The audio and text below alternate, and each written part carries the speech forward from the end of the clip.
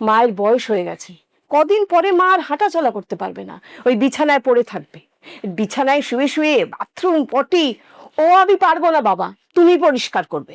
তাহলে কি মাকে বৃদ্ধাশ্রমে রেখে আসবো? শোনো, বৃদ্ধাশ্রমে রেখে এলে লোকে পাঁচ কথা বলবে, তার থেকে তুমি বরং মাকে আশ্রমে রেখে এসো। আশ্রমে? হ্যাঁ, মা পুজো পাঠ পছন্দ করে, আর ওখানে গেলে মা শান্তিতে একটু পুজো পাঠ করতে পারবে, আর মায়ের কিছু বান্ধবীও পেয়ে যাবে। মাকে আশ্রমে রেখে আসা কি ঠিক হবে?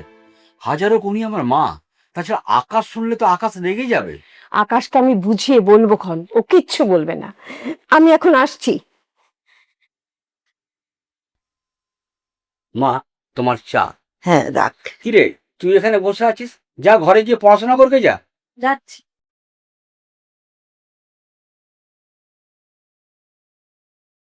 মা, তোমার এখানে পুজো আর্চা করতে খুব অসুবিধা হয়, মাঝে মধ্যে আমরা এসে তোমাকে ডিস্টার্ব করি।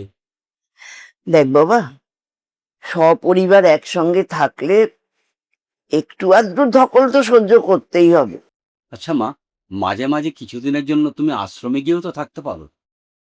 ওখানে গেলে তুমি শান্তিতে পূজা আর্চাও করতে পারবে, আর তোমার বয়সের কিছু সাথীও তুমি পেয়ে যাবে। দেখ, তোরা সেটা ভালো বুঝিস।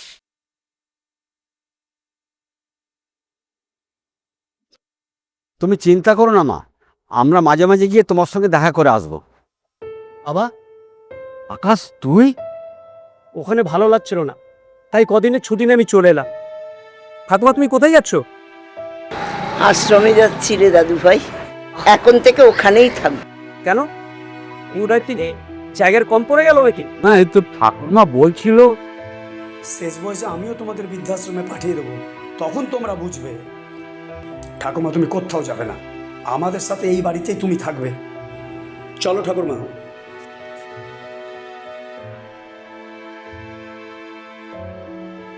দেখলে তো? আর দেখে লাভ নেই, চলো।